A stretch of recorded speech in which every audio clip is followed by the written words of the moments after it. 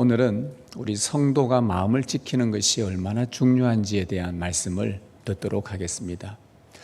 마음을 지키는 것, 성도가 마음을 지켜야 된다는 것, 우리의 성경은 우리에게 자주 이 말씀을 언급해 주십니다. 마음을 지키라고 그렇게 말씀을 합니다. 근데 마음은 우리 눈에 보이지 않습니다. 마음을 보려고 하면 어디에 우리 신체 중에 마음이 어디에 있는지 우리는 알 수가 없지요. 그런데 모든 사람에게 이 마음은 다 있습니다. 사람이 사고하고 또 감정을 느끼고 또 어떤 행동을 하는 이 모든 일은 우리의 마음이 주관을 합니다. 좋지 않은 환경이라 하더라도 또 힘든 생활들이 연속적으로 계속 일어나더라도 마음을 어떻게 먹느냐에 따라서 역경과 힘듦을 극복하기도 합니다. 마음이 참 중요하죠. 그래서 잠언의 15장에는 이런 말씀이 있습니다. 마음의 즐거움은 얼굴을 빛나게 하지만 마음의 근심은 심령을 상하게 한다. 마음을 즐거우냐, 마음의 근심이냐 따라서 정반대의 결과를 가져온다고 합니다. 얼굴을 빛나게 하든지 아니면 심령을 상하게 하든지, 또 슬프든지 아니면 즐겁든지, 또 안전을 느끼든지 불안을 느끼든지, 심지어는 이 마음을 먹기에 따라 사람이 살기도 하고 죽기도 한다는 것입니다.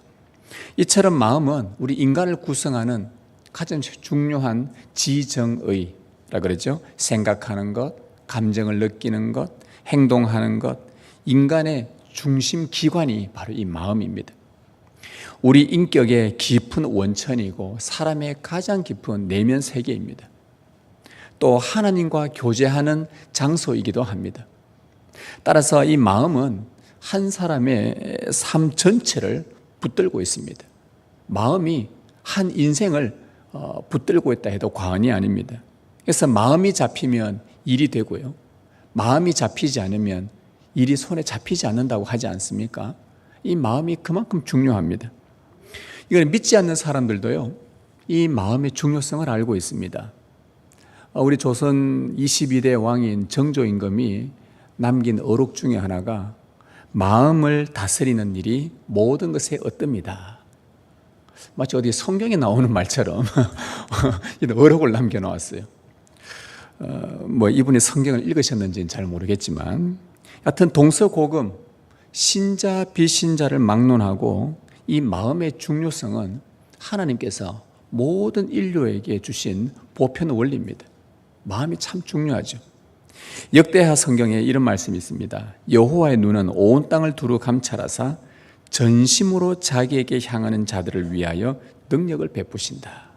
전심으로 여호와를 찾는 자, 전심이 뭡니까? 마음을 다하는 것.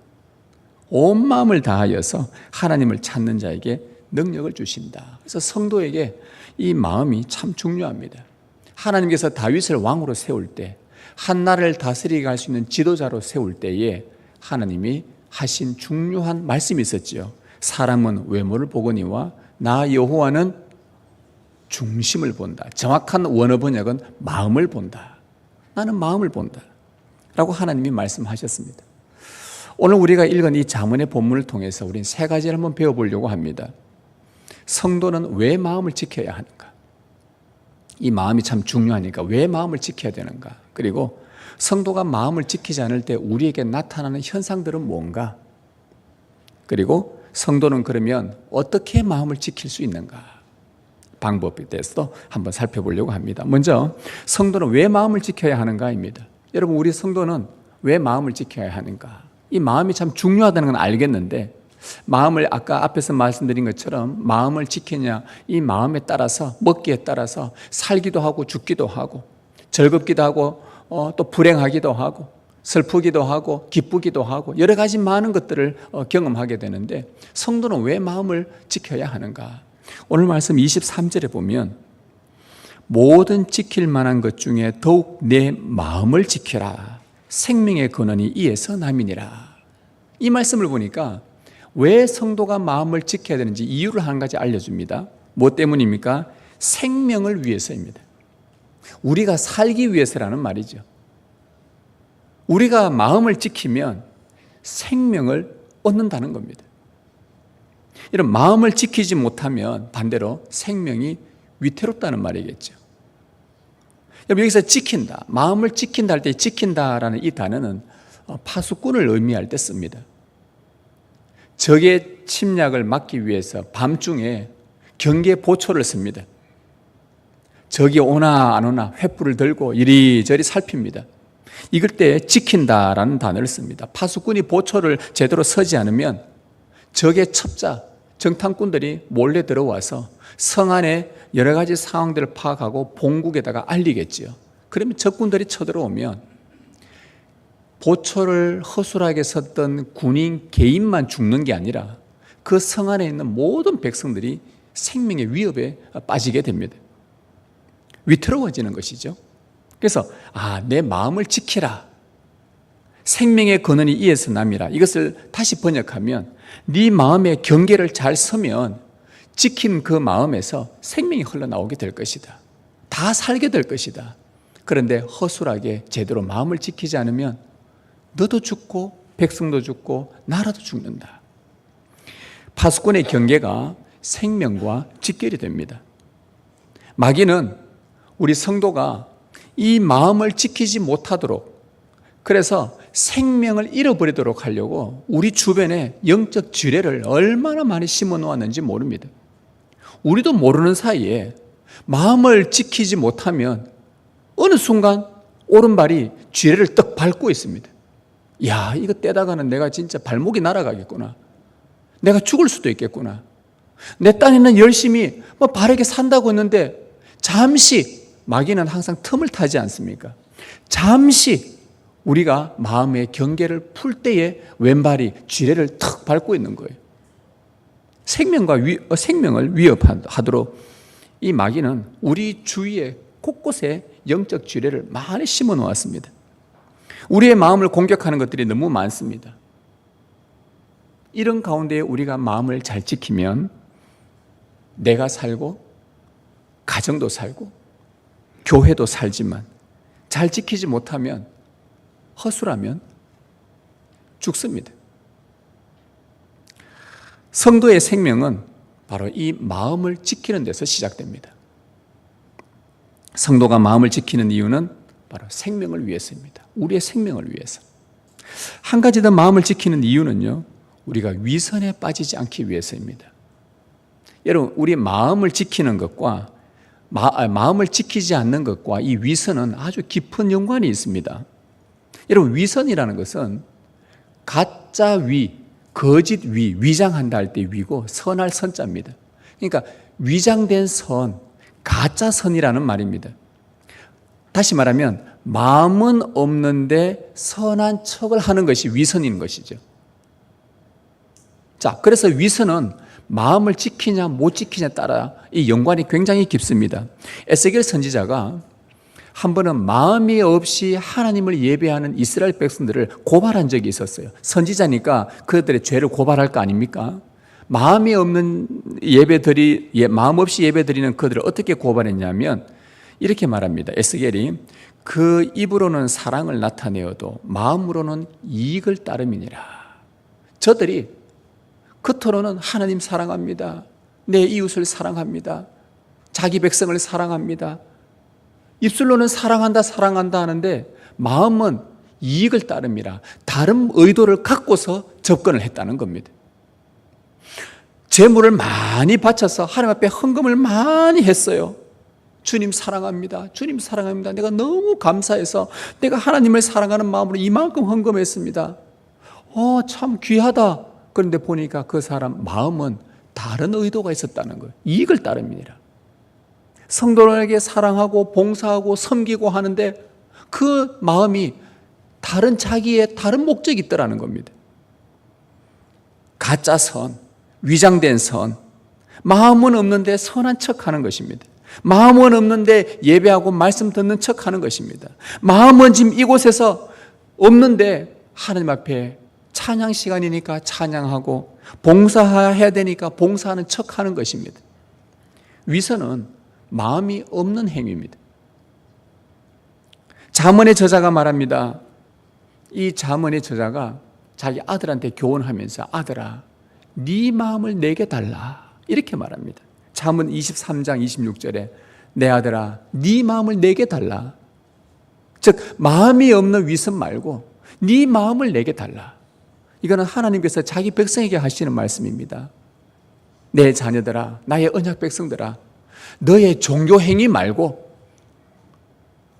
형식적인 그런 예배 말고 네 마음을 내게 달라. 네 마음을 담은 찬양을 내게 달라. 네 마음을 담은 섬김을 내게 달라. 내 마음을 담은 사랑의 고백을 내게 달라. 이렇게 주님이 우리에게 말씀하는 것이죠. 네 마음을 달라. 성도가 마음을 지키는 또 하나의 이유는 우리가 위선에 빠지지 않기 위해서입니다. 자, 성도가 마음을 지켜야 되는 이유는요, 생명을 위해서, 그리고 우리가 위선에 빠지지 않기 위해서입니다. 자, 그러면 둘째로 성도가 이러한 마음을 지키지 않을 때에 우리에게 구체적으로 어떤 현상들이 나타나는가를 보면 우리가 빨리 감을 잡아야 됩니다. 나에게 나타나는 현상들을 보고 내가 지금 마음을 잘 못 지키고 있구나. 잘 지키고 있구나. 어느 정도 선에서는 지키고 있구나. 이걸 빨리 파악을 할 수 있는데요.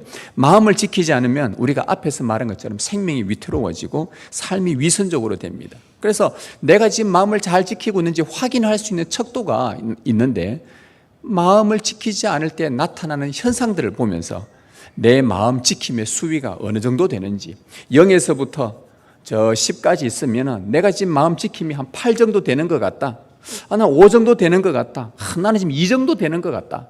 이 마음의 수위를 지키는 수위를 우리가 알 수 있게 해주는 하나님 이 잠언을 통해서 저자가 우리에게 알려준 아주 이해하기 쉽도록 우리의 신체의 일부분을 사용해서 너희가 이 마음을 잘 지키고 있는지 파악할 수 있도록 알려주셨습니다.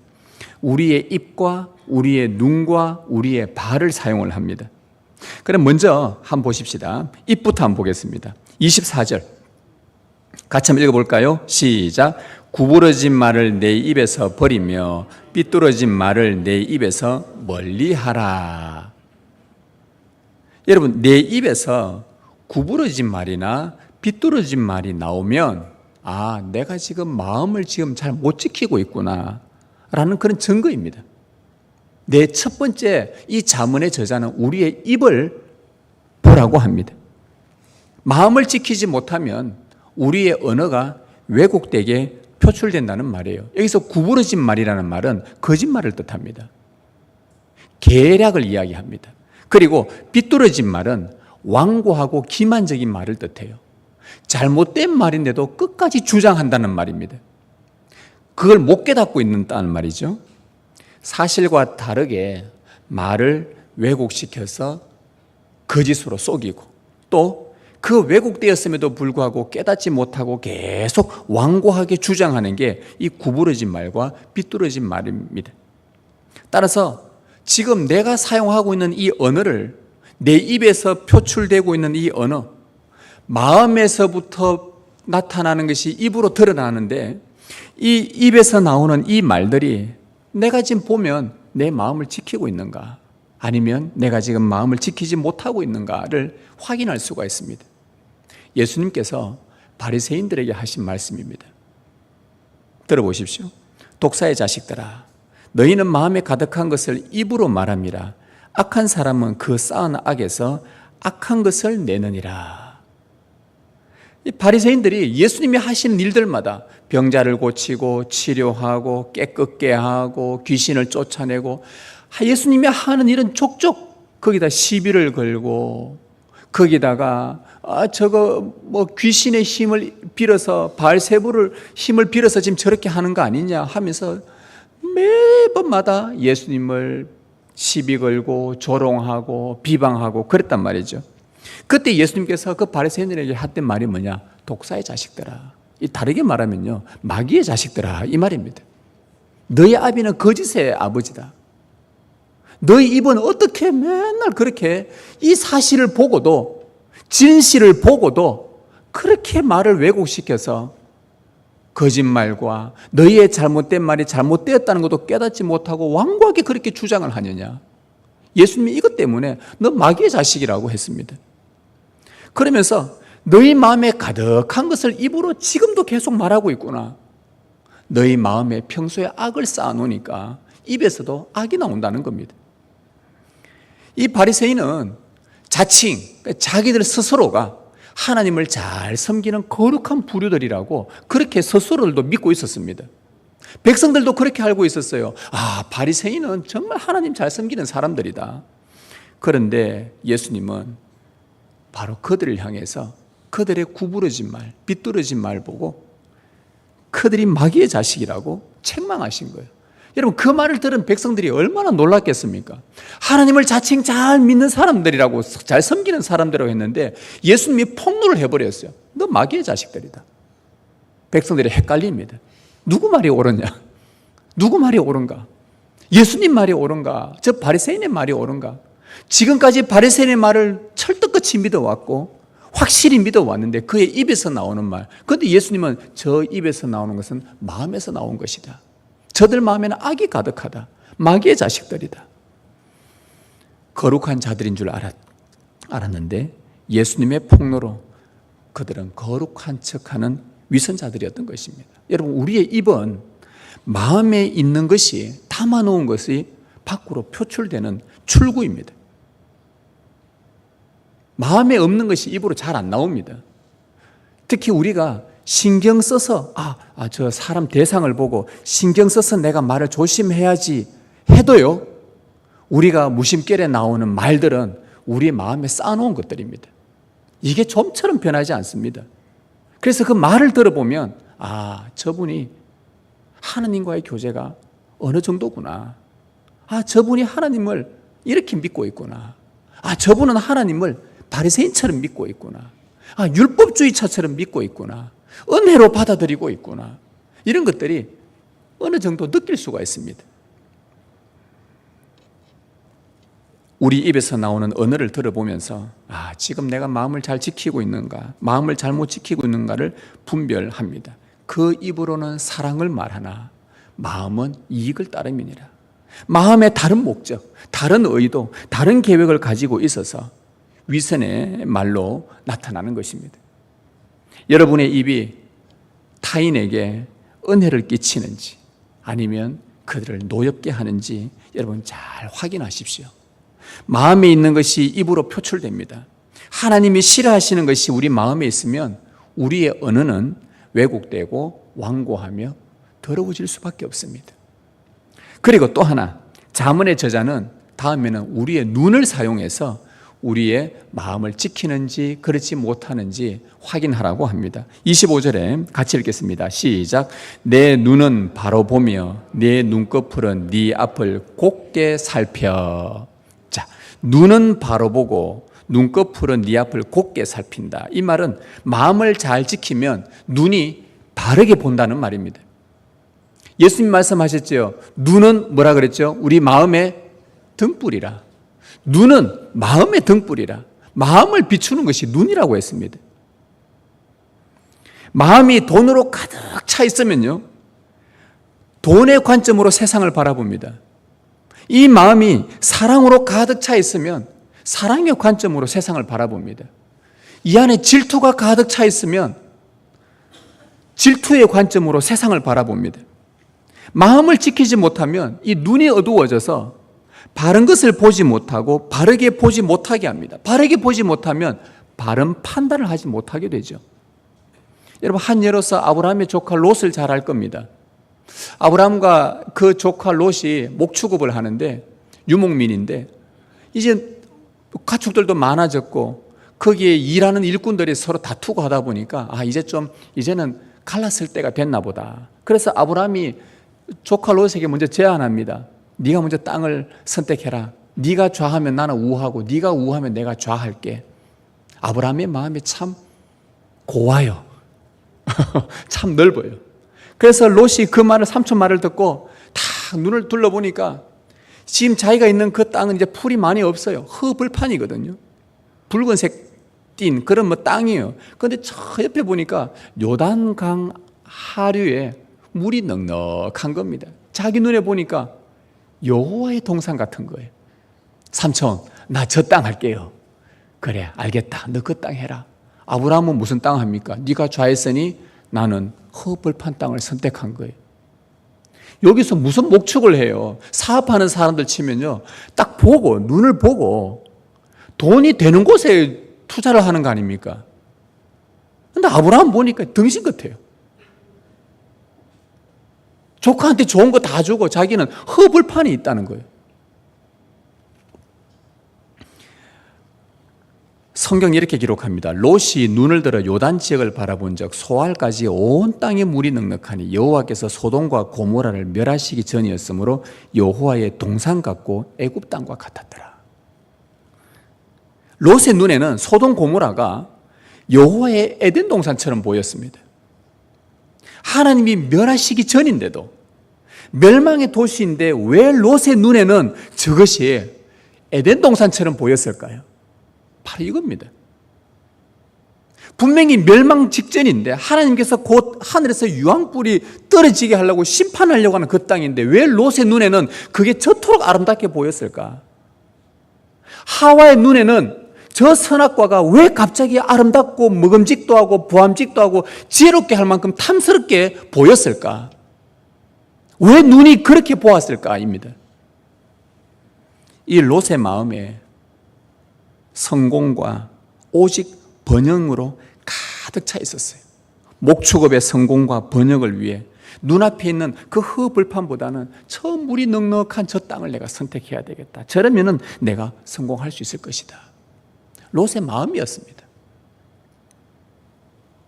그러나 아브라함은 조카에게 양보하고 허벌판을 택했어요. 롯의 마음에 욕심이 가득하니까 어디가 진짜 좋은 것인지를 보는 눈을 잃어버린 거예요. 그 순간에. 여러분, 허벌판이라도 하나님이 함께 하시는 곳이면 그곳은 젖과 꿀이 흐르는 축복의 땅으로 바뀝니다. 이게 우리가 믿는 거잖아요. 그런데 에덴 동산 같아도 하나님이 함께 하시지 않으면 그곳은 멸망의 땅이 되어버립니다. 이것이 성경이 우리에게 알려주는 바입니다. 하와의 마음이 하나님의 언약을 떠나는 그 순간에 마음을 지키지 못하니까 눈이 그 선악과가 너무 좋아 보이는 겁니다. 안목의 정욕에 사로잡혀 버린 거예요. 아닌데 좋아 보여요. 가서는 안 되는 길인데 가요. 저거 보면 안 되는 건데 봐요. 결국 그 선악과를 먹게 되고 그 결과 아담 하와는 생명을 잃어버리게 됩니다. 마음을 지키지 못해서 네 마음을 지키라. 생명의 근원이 여기서 나온다. 그걸 놓쳐버리니까 눈이 흐려지니까 어두워지니까 소돔 고모라가 눈에 들어오고 선악과가 눈에 들어오고 죽음에 이르게 된 것입니다. 여러분의 눈이 무엇을 보고 있는지 잘 확인하십시오. 어떤 관점으로 내가 세상을 바라보고 사람을 바라보는지 여러분의 마음을 잘 확인하십시오. 눈은 마음의 등불입니다. 하나님이 싫어하시는 것을 마음에 두고 있으면 우리의 눈은 어두워지고 판단이 흐려져 바르게 보지 못하게 될 것입니다. 한 가지 더 잠언의 저자는 우리의 발을 신체 중 발을 사용하여 우리가 마음을 지키고 있는지를 살펴보라고 했습니다. 26절 27절에 같이 읽겠습니다. 시작. 내 발이 행할 길을 평탄하게 하며 네 모든 길을 든든히 하라. 좌로나 우로나 치우치지 말고 내 발을 악에서 떠나게 하라. 자, 마음을 지키지 못하면 우리의 발이 좌우로 치우쳐서 악을 행하게 된다고 합니다. 반면에 마음을 잘 지키면 옳은 행동으로 평탄하게 된다고 말씀합니다. 여러분, 이것은 원래는 하나님이 누구에게 주시냐 하면 이스라엘의 지도자들에게 준 말씀입니다. 여호수아에게 처음에 말씀 주시면서 약속의 땅을 앞두고 뭐라 그랬습니까? 너는 좌로나 우로나 치우치지 말아라. 이 말씀을 네 마음에 두고 치우치지 말아라. 이스라엘 지도자에게 말했어요. 그 다음에 이스라엘의 장로들에게 그리고 이스라엘의 재판장들에게 너희가 좌우로 치우치지 말고 공평하게 백성들을 잘 재판해서 그들이 억울한 일이 없도록 해라. 이스라엘의 공의를 위해서, 질서를 위해서 그렇게 하나님이 지도자들에게 말씀을 한 것입니다. 지도자들이 마음을 지키면 나라 전체가, 백성 전체가 좌우로 치우치지 않고 옳은 행동을 한다는 말씀이죠. 근데 지도자들이 뇌물 때문에 마음이 흔들리면 불공평한 재판으로 악을 행하게 된다. 이 뇌물 때문에, 뭐 얻어먹는 것 때문에. 여러분, 제가 예전에 어떤 분이 저한테 조언을 구하러 왔었어요. 무슨 일이 있었냐니까 교회 직분자 선거를 앞두고 있었는데 이분이 뭐라 그러냐면 그 후보자가 한번 밥을 먹재요. 밥을 먹자고요. 그래서 이분이 저한테 와서 목사님, 그 직분 선거를 앞두고 있는데 그 후보자 중에 한 사람이 저한테 밥을 한번 사주겠다는데 이거 어찌해야 됩니까? 가야 됩니까? 안 나가야 됩니까? 여러분, 가야 됩니까? 안 가야 됩니까? 1부 때 이렇게 하니까 저기에서 안 가야 됩니다. 한 분이 아주 당당하게 얘기하셨어요. 여러분, 가야 됩니까? 안 가야 됩니까? 그 직분자 후보자는 우리 교회 성도잖아요. 우리 성도잖아요. 뭐 어떤 악의, 바깥에 어떤 악의 무리의 수장 이만희가 와가지고 내 밥 사줄게 가자 하면 그런데 절대 안 가야 되지만은 우리 교회 성도예요. 직분자 후보자예요. 밥 안 먹재요. 여러분, 가야 됩니까? 안 가야 됩니까? 제가 그분에게 뭐라고 조언했을까요? 뭐라고 조언했을까요?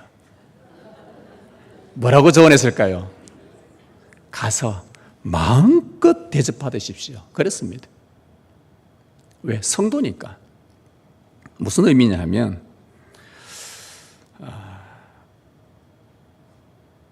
같이 식사도 하고 같이 차도 마시고 성도의 교제를 하라고 했습니다. 대신 투표는 기도하고 마음을 잘 지켜서 성령의 인도대로 하라고 했습니다. 여러분, 밥 얻어먹었다고 내 마음이 치우쳐서 그 사람에게 치우치는 것이 문제이지 않습니까? 밥 사주면요 같이 먹고 성도의 교제를 하고요, 커피를 마시면 같이 차 마시면서 그 안에서 은혜로운 대화를 나누고 하나님 이야기도 나누고 성도의 아름다운 교제를 하면 되는데 그게 중요하지, 그게 아니라 아까 말한 것처럼 마음의 이익을 따릅니다. 정치질을 하고 어떤 목적과 의도를 가지고 마음을 사기 위해서 하는 행동에 넘어가는 것이 문제지, 성도스럽지 않은 일에 마음이 흔들리는 게 문제지. 그렇지 않습니까? 그 정치질로 마음이 흔들리고 그것 때문에 내가 옳은 것을 선택하지 못하고 아까 이스라엘 그 지도자들에게도 뇌물 때문에 마음이 흔들렸단 말이죠. 옳은 것을 선택하지 못하는 것, 그것이 문제지. 마음이 치우쳐서 죄를 짓는 것이 문제이지, 악을 행하는 것이 문제이지 않습니까? 그래서 마음 지키지 못하게, 제가 그분이 그랬어요. 마음을 못 지키겠으면, 마음이 흔들릴 것 같으면 사양하십시오. 그러나 가서 그런 자리에서 마음 치우치지 않고 함께 교제하면서 오히려 뭐 또 다른 생각들, 다른 의도들이 나오면 선으로 악을 이기십시오. 하나님의 말씀을 나누십시오. 하나님의 뜻을 말해주라는 것이죠. 그게 우리 성도의 할 일이라는 겁니다. 이게 우리의 발을 지키는 거예요. 그 뇌물에 또 어떤 선대해 주는 것에 내 마음이 치우치는 것이 문제인 거예요. 좌우로 치우치는 게 문제란 말입니다. 오히려 그런 곳에 하나님의 은혜를 더 풍성히 나누고 선으로 악을 이기고, 그러면은 어떤 의도를 갖고 오는 사람들에게는 무슨 생각하냐? 아, 이거는 안 통하는구나. 그러면요 내려놓게 돼요. 자꾸 내려놓게 돼요. 이게 참 중요한 겁니다.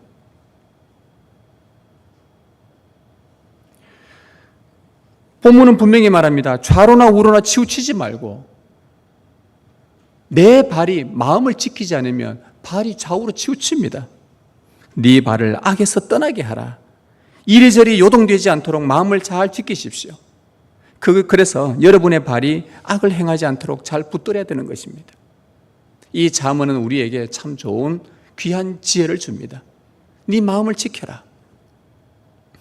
우리가 일상에서 볼 수 있는 우리의 입, 우리의 신체에 늘 붙어 있는 눈, 발, 이걸 통해서 우리의 마음을 잘 지키고 있는지, 이러한 현상들이 우리 가운데 나타나면 내 자신이 각성하고, 내가 지금 마음을 잘 못 지키고 있구나, 지금.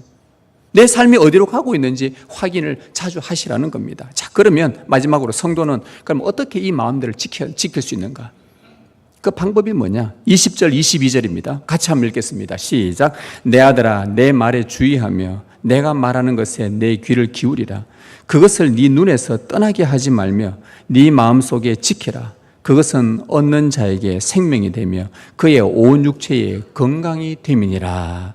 성도는 어떻게 마음 지킬 수 있다고 말합니까? 내 아들아, 아버지 말에 주의하며 말씀에 귀를 기울이며 말씀을 눈에서 떠나지 않게 하며 말씀을 마음속에 지키라. 한마디로 요약하면 뭐냐? 말씀을 마음에 두라는 것입니다.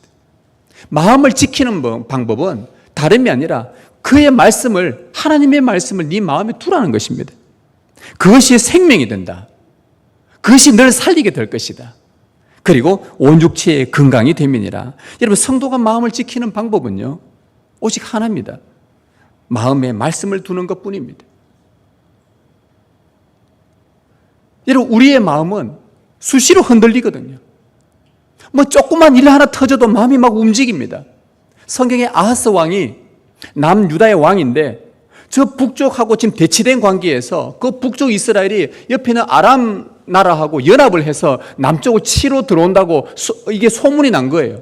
그러니까 이 아하스 왕이, 그 성경의 표현이 그겁니다. 바람이 불어 숲이 흔들리는 것처럼 왕과 백성들의 마음이 흔들렸다, 이렇게 표현합니다. 그 말 한마디에 왕으로부터 시작해서 모든 백성들이 막 마음이 흔들리는 겁니다. 이처럼 우리의 마음은 이렇게 작은 이야기든 어떤 이야기든지 간에 나중에 하나님이 그거 다 문제 처리하시거든요.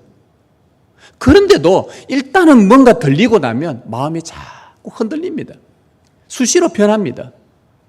그러면 우리의 마음을 어떻게 지키겠습니까? 이 자주 바뀌는 마음, 흔들리는 마음을 뭘로 지킬 거예요?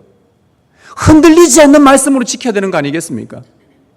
영원토록 흔들리지 않는 말씀, 여호와의 입에서 나온 말씀, 하나님이 변하지 않는 말씀이 우리 속에 있을 때에 흔들리는 마음을 붙잡아 두는 것은 흔들리지 않는 말씀이란 말이에요.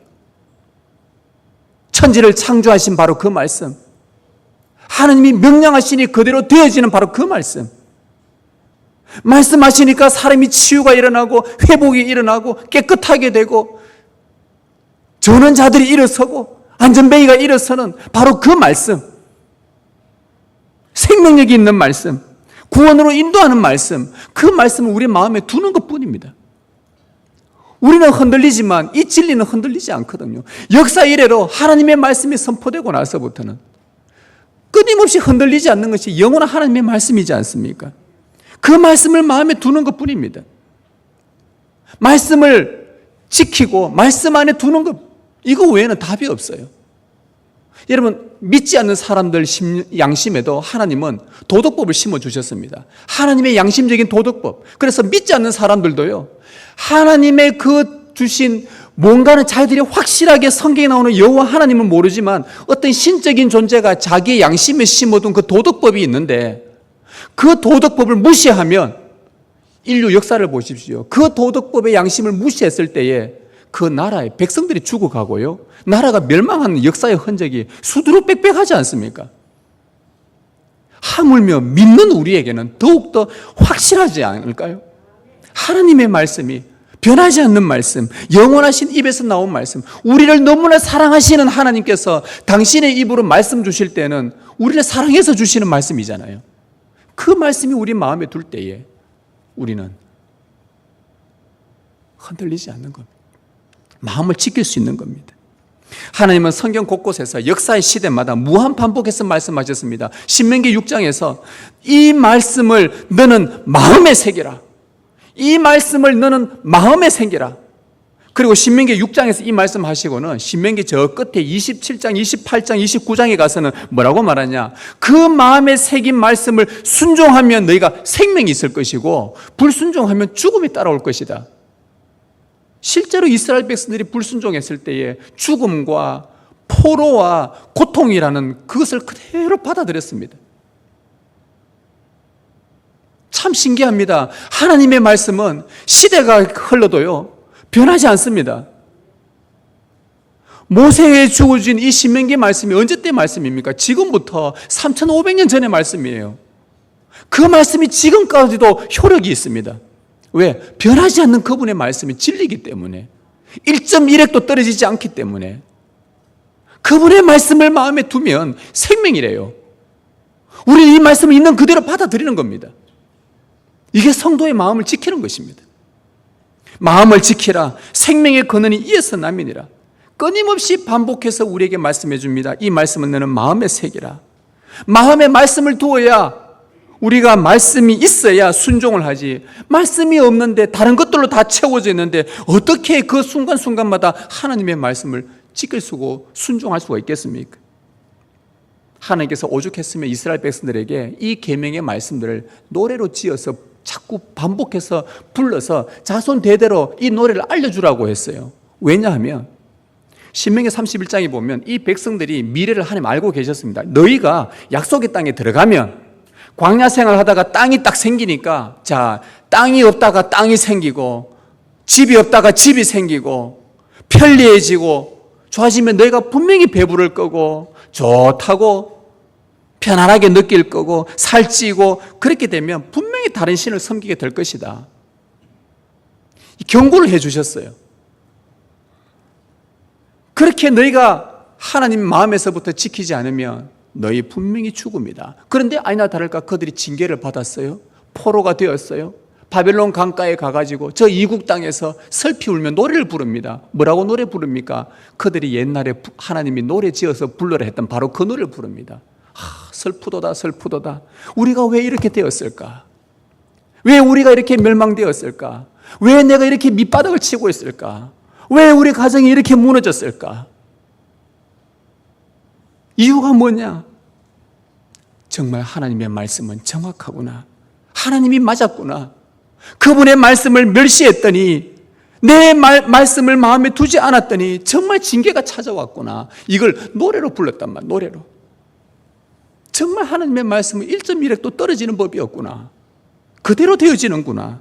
통곡하면서 그 마음에 말씀을 두지 않았던 걸 깨닫도록 하기 위해서 노래로 부르라고 했어요.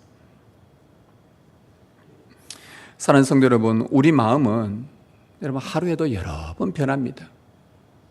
세상에서 일어나는 잘못된 사건들, 잘못된 막 사람들이 주장하면 그게 그런가 보다 하고 마음이 쑥 들어갑니다. 또 어떤 가짜 뉴스를 들어보면 저게 그런가 보다 하고 마음이 쑥 빨려 들어갑니다. 치우친 소문들 들어보면 그런가 보다 하고 마음이 쑥 뺏겨버립니다. 그리고는 쉽게 판단해 버립니다. 이 이야기를 듣고 나면 저쪽을 판단하고, 저 이야기 듣고 나면 이쪽을 쉽게 판단해 버리고, 이게 오늘 우리가 사는 세상이에요. 마귀는 수시로 우리 주위에 영적 지뢰를 얼마나 많이 심어 놓았는지요. 이렇게 해서 우리의 마음을 지키지 못하도록, 이런 것들이 우리 마음에 자꾸 자리 잡습니다. 여러분, 우리 머리 위에 새들이 날아다니는 것은 우리가 막지 못하지만 새가 우리 머리에 둥지 트는 것은 우리가 막을 수 있잖아요. 많은 소식과 소문들이 들리는 것은 우리가 막을 수 없지만, 그러나 그 잘못된 생각들이 우리의 마음에 둥지 틀지 않도록 절대 불변의 말씀을 마음에 두는 일은 우리가 할 수 있거든요. 이걸 부지런히 하셔야 합니다.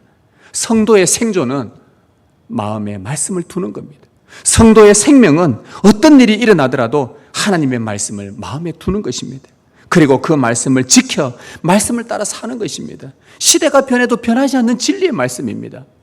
주일 말씀, 수요일 말씀, 매일 주시는 말씀, 여러분들이 성경 읽으면서 깨닫게 되는 그 말씀들을 소중히 여기고 마음에 새기십시오. 암송하십시오. 성도들과 그 은혜의 말씀들을 나누십시오.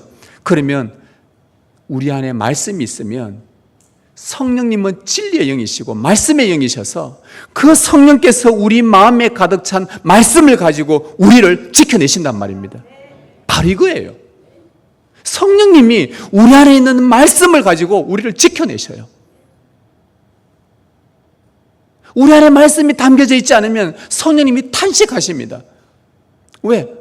저 깨닫게 하고 싶어도 워낙 말씀이 없으니까. 그래서 말씀을 아는 만큼 깨닫는 정도 깊이가 달라집니다.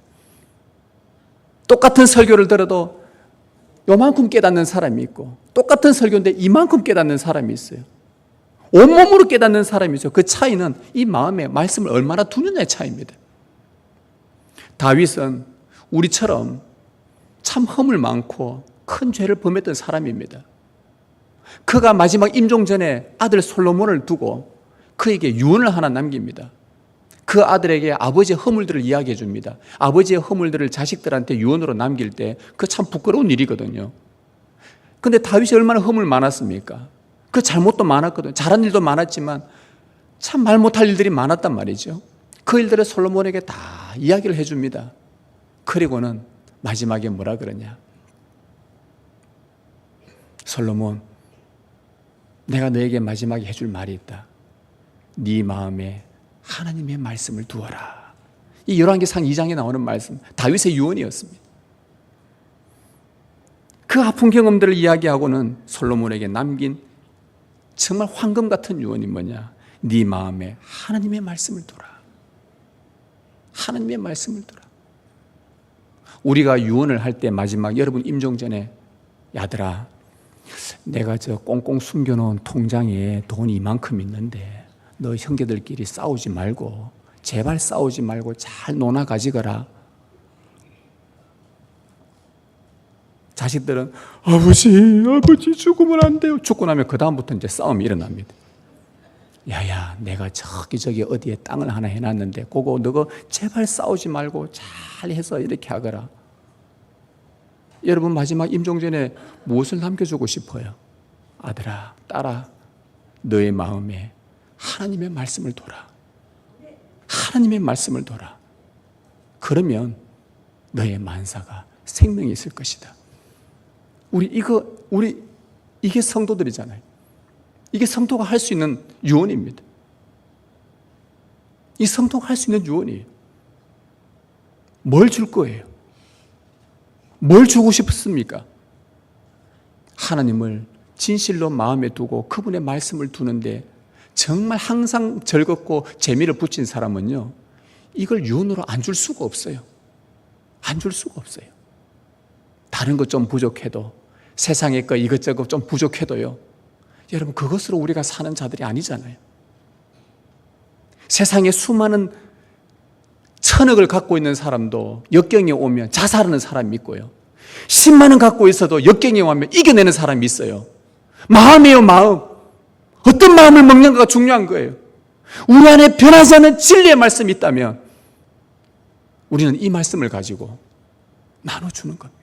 이게 생명이니까. 내 아이들에게 물려줘야 되니까. 우리의 마음에 말씀을 담으십시다. 그러면 우리에게서 위선이 점점 멀어질 거예요. 참된 예배자가 될 것입니다.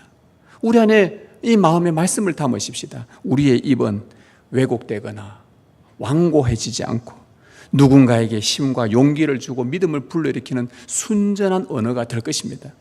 우리의 눈은 바른 것을 보고 바르게 판단하게 될 것입니다. 이 마음에 말씀을 두면 우리의 발은 치우치지 않고 선을 행하며 의로우며 평화를 이루어낼 것입니다. 결국 여러분은 생명을 얻게 될 것이고, 여러분에게서 나오는 그 생명으로 여러분 주변을 생명력 있게 생명을 나눠주고 아름답게 만들어 갈 것입니다.